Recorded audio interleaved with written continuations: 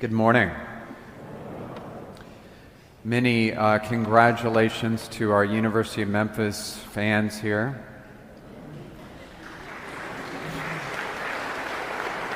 I think we will have a therapy session for Florida fans later if you need it.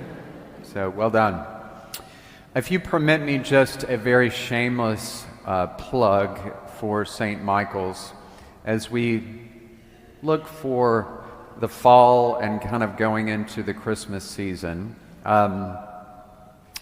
In the second week in November, we will have two classes that you may want to be aware of. Number one, we'll have a divorce healing workshop. If you know someone who's maybe come through a painful divorce or maybe in that process, we will have a class for healing that I will teach with our team.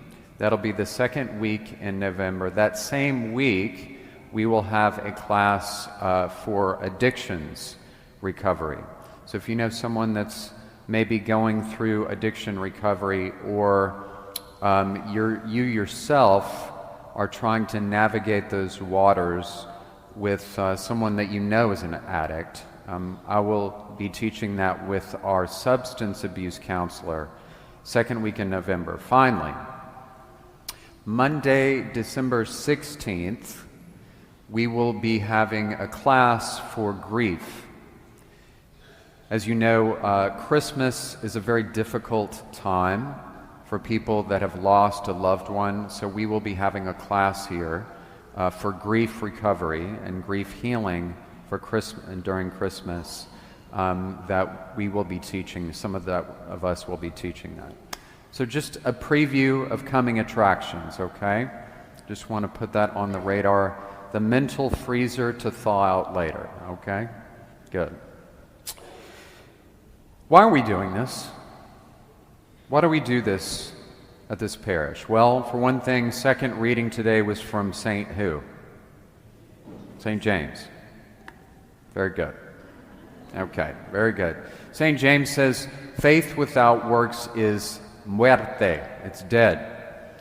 So we can stand up here and pontificate about doing things, but that's not good. We need to offer practical things for people, and that's what we try to do at St. Mike's. In a word, the reason we offer these things, in one word, perseverance. Perseverance. We want to give people the practical tools to persevere in difficult times, which we all go through. Some of us don't.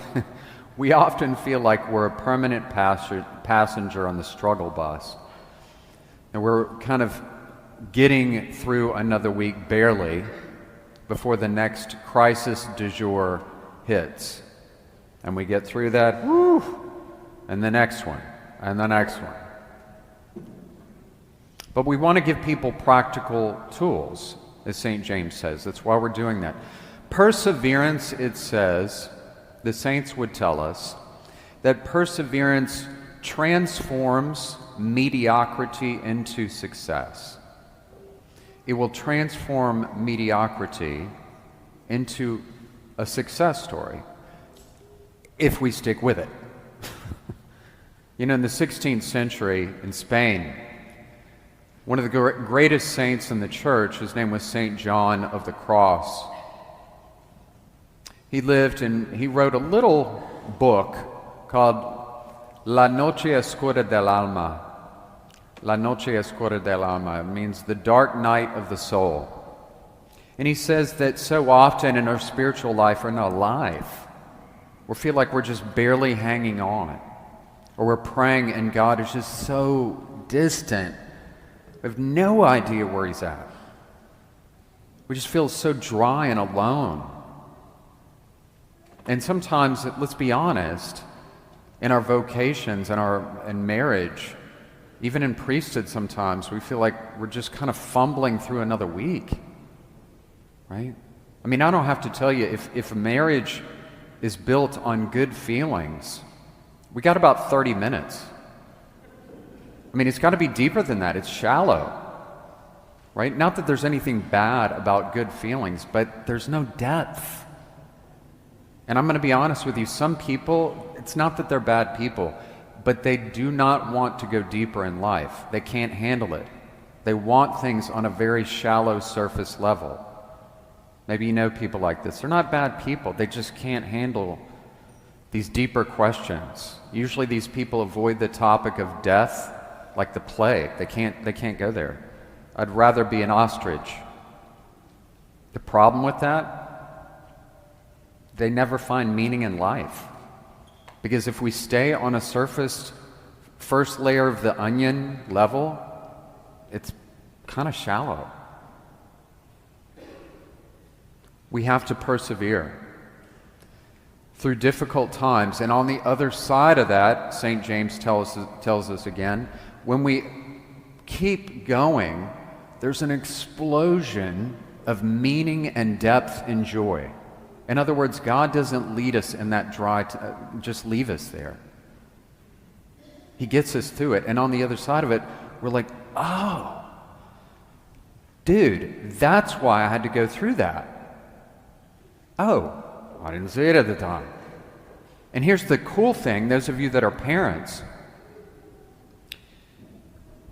when you go through difficult times, it's your kids and your grandkids that will benefit. What do you mean, Father? Here's what I mean. The day will come, those of you that are mothers, I think you would agree, you get that phone call, Mom, right? And all of a sudden you've got this inner reservoir of experiences that you yourself have gone through. And you're like, honey, it's going to be okay. Take a deep breath. I can tell you when I would call my mom and I'm like, Mom, she's like, are you in jail? No, I'm not in jail. Right? But you know what I'm talking about, right? So when you grow as a person, as a parent, they benefit. Why do people make the decisions that they make? You ever thought about that?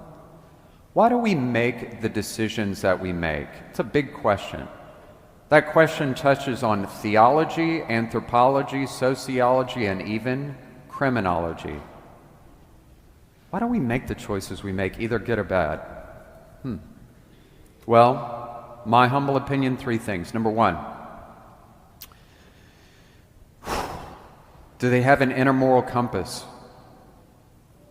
Is there any kind of inner moral compass in there?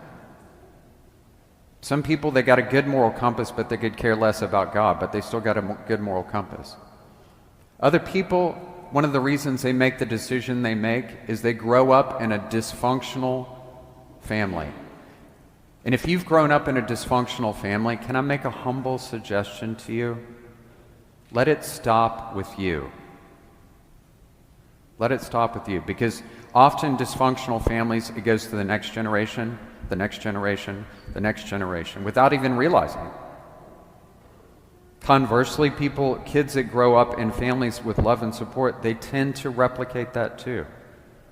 One of the other reasons that we make the decisions that we make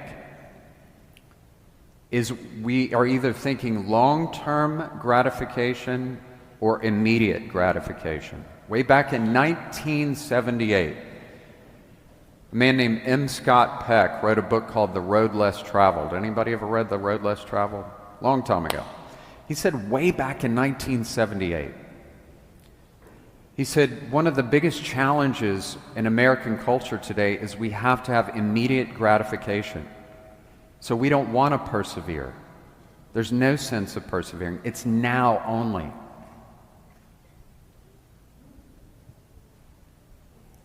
But we're never going to grow that way. We have to keep going.